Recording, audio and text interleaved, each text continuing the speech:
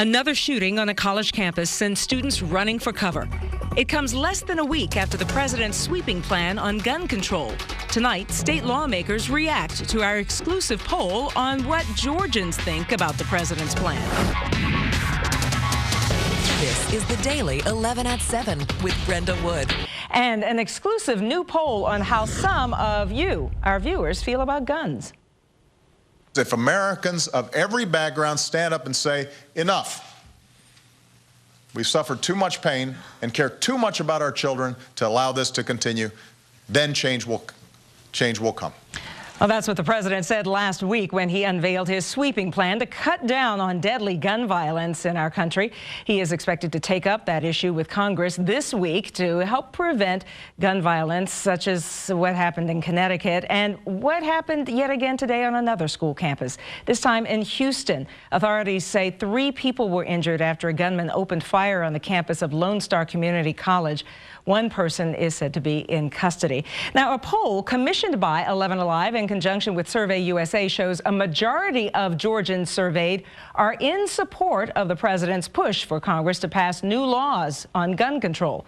Our Paul Crawley is in the newsroom with more details on this survey. And Paul, some might consider the survey results rather surprising. Given Georgia's pro-gun reputation, we were a little surprised at the results of our Survey USA poll.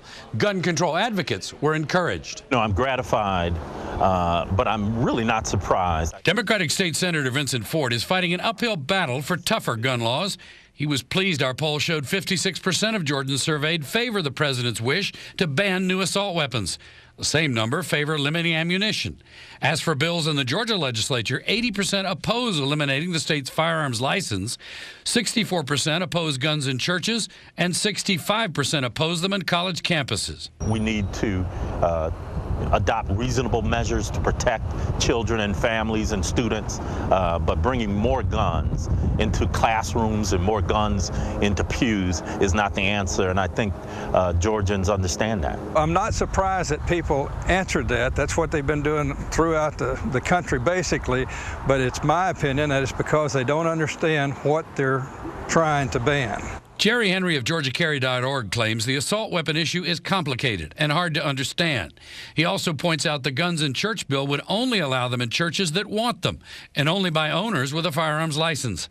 And the college campus bill only for students over 21, also with a license. There are 21-year-old college students in school right now that can walk off campus and carry a gun down the street and everything's okay.